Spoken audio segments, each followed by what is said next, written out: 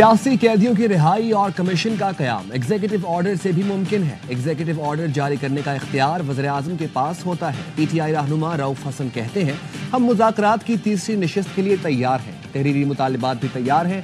मुतालबात रियासती कैदियों की रिहाई और जुडिशल कमीशन है।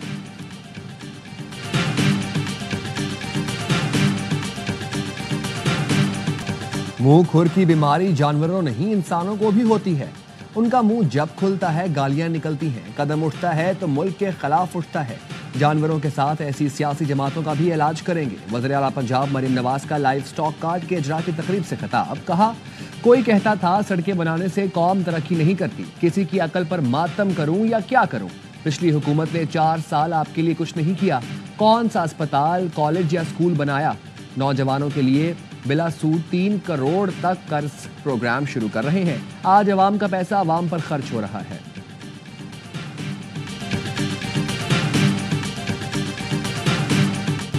मरीम नवाज सियासी वर्कर्स को धमकियां दे रही हैं। पहले जो किया वो कम था। पीटीआई के सेक्रेटरी इत्तलात शेख वकास अकरम का रद्द अमल।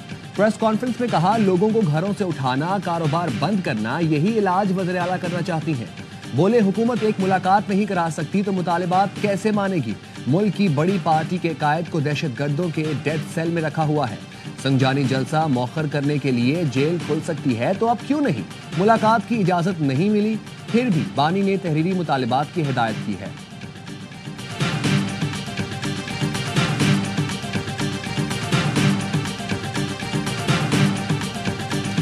पेशावर यूनिवर्सिटी को 50 करोड़ ना दूं तो आप मेरे खिलाफ ऊ करके एहतजाज करना। ठीक काम ना हुआ तो फिर मैं ऐसे ही एहतजाज करूंगा। वज़ीर आला KP अली अमीन गंडापुर का तकरीब से खिताब। नए सूबे बनाने का मुतालबा भी कर दिया। कहा, आबादी कहां से कहां पहुंच गई, लेकिन हम नए सूबे नहीं बना रहे क्योंकि हमने डिलीवर नहीं करना, बादशाहत करनी है। वज़ीर आला ने खैबर पख्तूनख्वा में पहले ऑनलाइन मेडिसिन ऑर्डरिंग पोर्टल का इफ्तिताह कर दिया। वफाकी वज़ीर इत्तलात अता तारड़ ने कहा, अली अमीन गंडापुर ने दुरुस्त एहतजाज का तरीका अपना ही लिया। काश वो 26 नवंबर और 9 मई को भी जलाओ घेराव के बजाय ऊ करके एहतजाज कर लेते।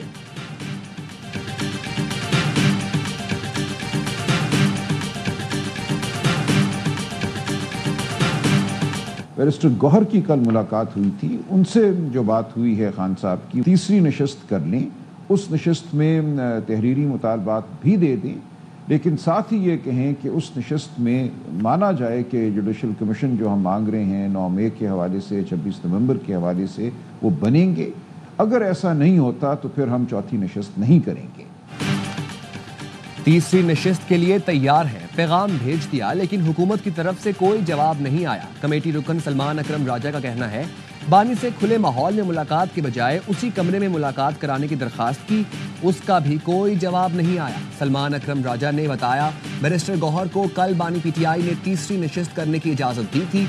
तहरीरी मुतालिबात देने का भी कह दिया था। बानी ने कहा है कि तीसरी नशिस्त में जुडिशल कमीशन की बात करें।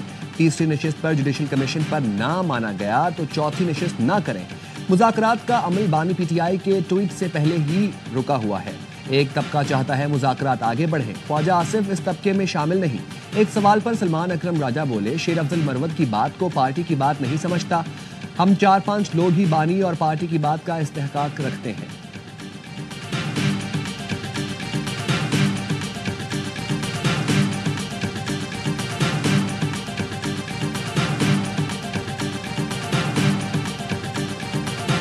सलमान अकरम राजा साहब का PTI से क्या ताल्लुक है? सेक्रेटरी जनरल है आपकी पार्टी। कौन कहता है? सलमान अकरम राजा का कोई नोटिफिकेशन आपने देखा है? सलमान अकरम राजा के दस्तखतों से कोई आपने कुछ देखा है? ये हजरत सेक्रेटरी जनरल बन ही नहीं सकता है PTI का। पूछ लें बैरिस्टर गौहर साहब से, अब पूछ लें पार्टी की किसी लीडर से कि ये हजरत किस कहते में सेक्रेटरी जनरल हो गया। सलमान अकरम राजा अजनबी हैं, उनका PTI से क्या ताल्लुक? शेर अफजल मरवत ने सवाल उठा दिया। बोले, बैरिस्टर गौहर से पूछें, सलमान अकरम राजा ऐसे सेक्रेटरी जनरल हो गए? पार्टी आइन के मुताबिक इलेक्शन में मुंतखब ही जनरल सेक्रेटरी हो सकता है। बानी PTI से आज बात करूंगा और सलमान अकरम राजा की सारी बात बताऊंगा। सलमान अकरम ने लाइन क्रॉस की, वो जातियात पर चले गए। वो नवाज शरीफ पर तनकीद के बजाय मुझ पर तनकीद करते हैं। PTI, नून लीग और PP का एक टेबल पर बैठना बड़ी बात है। यकीन है मुज़ाकरात का तीसरा दौर खुशगवार माहौल में होगा।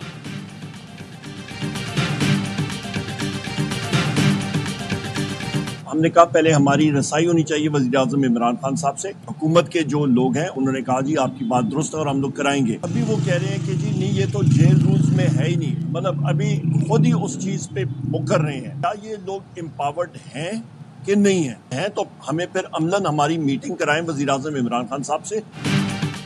پی ٹی آئی کمیٹی کی گزشتہ روز بھی بانی سے ملاقات نہ ہوئی. اپوزیشن لیڈر عمر ایوب نے کہا اختیار رکھتے ہیں تو ملاقات کروائیں. حکومت اپنی ہی بات سے مکر رہی ہے. کہا گیا ملاقات کروانا جیل مینول کا حصہ ہی نہیں. عرفان صدیقی نے کہا یقین دہانی کرائی تو مذاکراتی کمیٹی کی ملاقات کرانی چاہیے تھی. کمیٹی کا کوئی رکن ملاقات کرانے کے لیے ذمہ دار نہیں.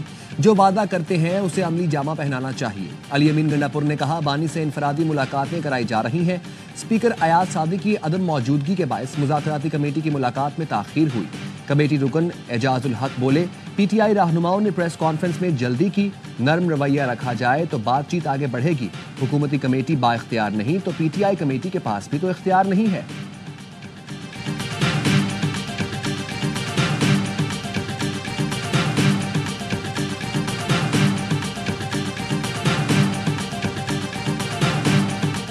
بدھ اور جمعرات کو کسی کی ملاقات کے لیے رابطہ نہیں کیا گیا. اڈیالہ جیل ذرائع کا کہنا ہے بانی پی ٹی آئی سے طے شدہ طریقہ کار کے مطابق ملاقات کے لیے منگل اور جمعرات کا دن مقرر ہے. پی ٹی آئی قیادت جیل حکام کو ملاقاتیوں کے نام بھیج دیتی ہے. بدھ سے جمعرات کی شام تک کسی کا نام نہیں دیا گیا, نہ کوئی ملاقات کے لیے آیا. مذاکراتی کمیٹی کی ملاقات جیل حکام کی ڈومین نہیں.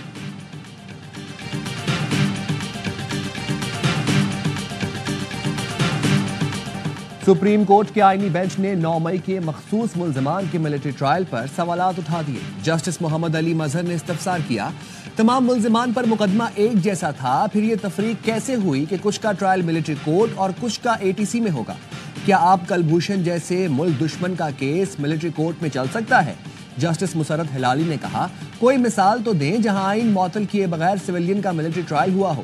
جسٹس حسن اظہر بولے کیا 9 مئی دہشت گردی سے زیادہ سنگین جرم ہے جو ملٹری ٹرائل ہو رہا ہے؟ جسٹس جمال خان مندوخیل نے کہا اے ٹی سی سے ملزم بری, فوجی عدالت سے سزا ہو رہی ہے. کیا فوجی عدالتوں میں کوئی خاص ثبوت فراہم کیا جاتا ہے؟ انسداد دہشت گردی عدالتوں کو مضبوط کیوں نہیں بنایا جاتا؟ عدالتوں نے فیصلہ تو شواہد دیکھ کر ہی کرنا ہوتا ہے. سماعت آج پھر ہوگی.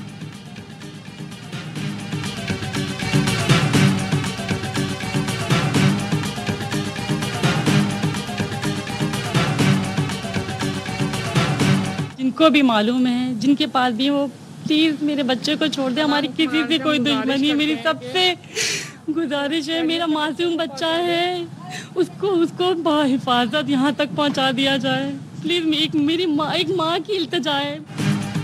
کراچی سے لاپتہ 7 سال کے سارم کا 2 روز بعد بھی پتہ نہ چل سکا. بچے کی گمشدگی کے وقت بجلی نہیں تھی, سی سی ٹی وی ویڈیوز نہیں ملی. والدین کو اجنبی نمبر سے فون آیا, بچے کی تصویر مانگی گئی. پولیس نے تفتیش میں نامعلوم نمبروں سے آنے والے میسیجز کو ٹریس کر لیا. سارم کے والد کی مدیت میں اغوا کی ایف آئی آر درج کر لی گئی. سارم 7 جنوری کو مدرسے سے واپس نہیں آیا. قاری نے بتایا بچہ 3:45 بجے واپس جا چکا ہے. مسجد کی سیڑھیوں سے سارم کے دستانے ملے.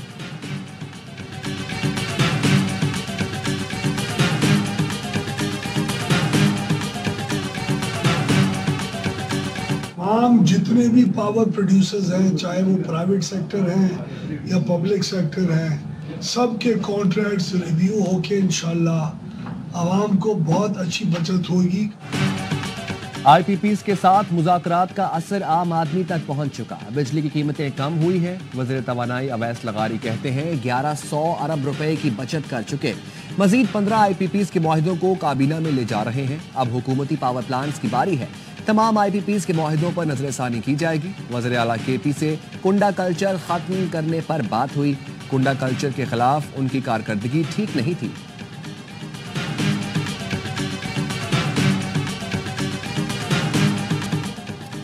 بجلی کی قیمت کم نہیں ہو رہی. عوام کے منتخب نمائندے اپنی تنخواہوں میں اضافہ کر رہے ہیں. جماعت اسلامی نے 17 جنوری سے ملک گیر احتجاج کا اعلان کر دیا.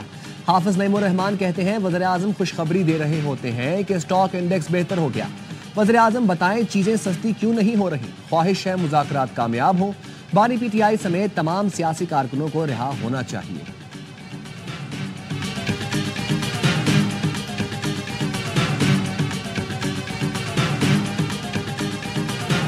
ناشتہ اسلام آباد اور دوپہر کا کھانا پیرس میں. PIA 4.5 سال بعد فرانس کے لیے فلائٹ آپریشن آج سے شروع کرے گی. ہفتہ وار 2 پروازیں آپریٹ کی جائیں گی. پہلی پرواز آج دوپہر 12 بجے 300 سے زائد مسافروں کو لے کر روانہ ہوگی. روانگی سے قبل اسلام آباد ایئرپورٹ پر تقریب ہوگی.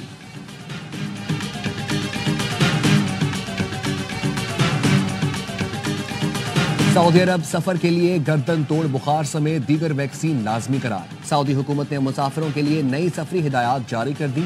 1 سال اور اس سے کم عمر بچوں کو ویکسین سے استثناء ہوگا. مسافروں کے پاس آمد سے 10 دن پہلے جاری کردہ ویکسینیشن سرٹیفکیٹ ہونا چاہیے.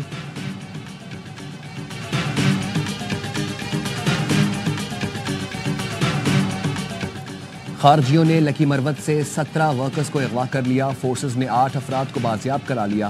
سیکیورٹی ذرائع کے مطابق ملازموں کو بھتے کے لیے اغوا کیا گیا. دہشت گردوں نے ٹھیکیدار کی گاڑی کو آگ لگا دی. 9 مغویوں کی بازیابی کے لیے قانون نافذ کرنے والے اداروں کا آپریشن جاری. کراچی میں ATM فراڈ کر کے شہریوں کو لوٹنے والا نوسرباز پکڑا گیا. ناظم آباد میں بزرگ شہری پیسے نکالنے اندر گئے تو ان کا کارڈ پھنس گیا، جس پر مدد کے بہانے اندر جانے والے مرد اور خاتون نے جھٹ سے ان کا کارڈ نکال لیا.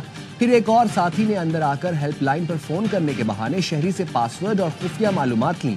اس کے بعد اس اکاؤنٹ سے 4.5 لاکھ روپے نکالے گئے. پولیس نے ایک ملزم کو دھر لیا.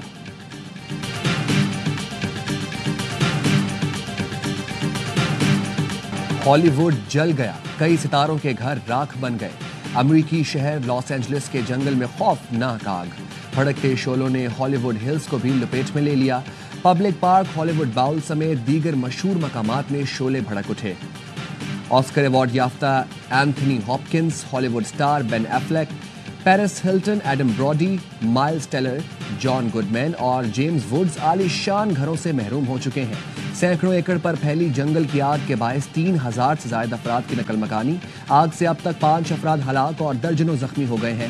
صدر جو بائیڈن فائر اسٹیشن پہنچ گئے، ریسکیو آپریشن کا جائزہ بھی لیا.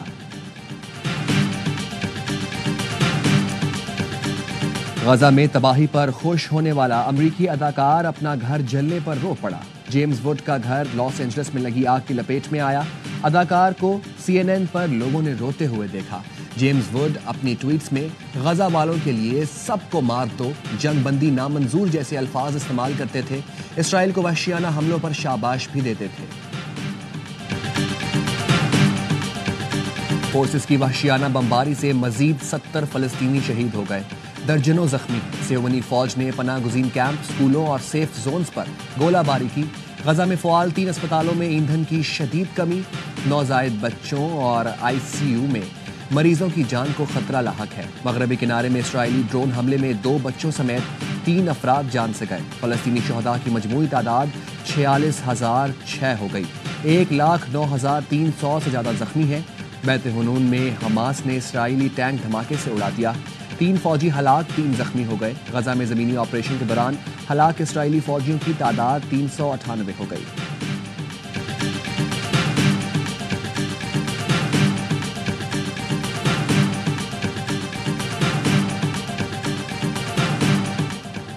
پنجاب میں ہر طرف دھند کا راج، حد نگاہ کم رہ گئی. موٹر وے کے متعدد سیکشنز پر ٹریفک کا داخلہ بند کر دیا گیا.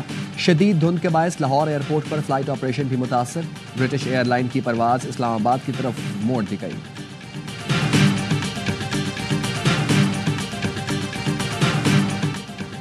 کراچی میں فائرنگ اور تشدد کے واقعات، 2 گھنٹے کے دوران 4 افراد قتل. واقعات گھگر پھاٹک، صفورہ غازی گوٹ، کورنگی ضیاء کالونی میں پیش آئے. پولیس کے مطابق محمود آباد کشمیر کالونی کے گھر سے ایک شخص کی تشدد زدہ لاش ملی. فائرنگ کے 2 واقعات ممکنہ طور پر ڈکیتی مزاحمت کا نتیجہ ہیں. گھگر پھاٹک نیشنل ہائی وے پر واردات کے دوران نوجوان کے قتل پر احتجاج.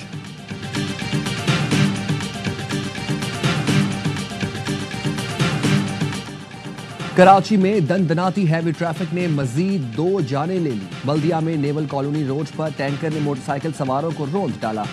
دونوں موٹر سائیکل سوار جاں بحق ہو گئے. شناخت 30 سال کے اکبر اور 44 سال کے جمیل کے نام سے ہوئی. کراچی میں کہیں سڑکیں ٹوٹ پھوٹ کا شکار تو کہیں سیوریج کے مسائل. یونیورسٹی روڈ پر سفر کرنے والے رل گئے. پرانی سبزی منڈی کے قریب سڑک تالاب بن گئی. سیوک سینٹر سے کشمیر پارک تک ٹریفک کی روانی شدید متاثر. داؤد یونیورسٹی سے پیپل سیکریٹریٹ جانے والا راستہ بند ہونے سے شہریوں کو مشکلات. پہلوان گوٹ سے سفورہ جانے والا روڈ ٹوٹ پھوٹ کا شکار, مہینوں سے مرمت نہ ہوئی. دھول, مٹی اور ادھڑے ہوئے روڈ نے مشکلات بڑھا دی.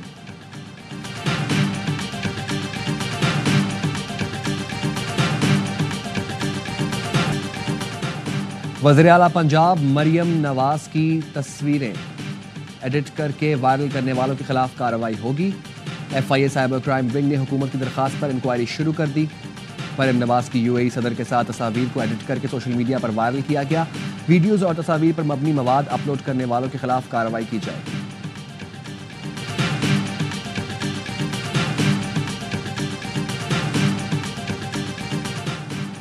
وزارت مذہبی امور نے 5000 خالی نشستوں پر حج درخواستیں طلب کر لیں. آج سے پہلے آئیے پہلے پائیے کی بنیاد پر درخواستیں وصول کی جائیں گی. ترجمان مذہبی امور کا کہنا ہے نئے درخواست گزار پہلی 2 قسطوں کی مد میں 6 لاکھ جمع کروائیں گے. قربانی یا الگ کمرے کے اضافی اخراجات ہوں گے. نامزد بینک روزانہ کی بنیاد پر درخواستوں کو پورٹل پر اپلوڈ کریں. تعداد مکمل ہونے پر درخواستوں کی وصولی روک دی جائے گی.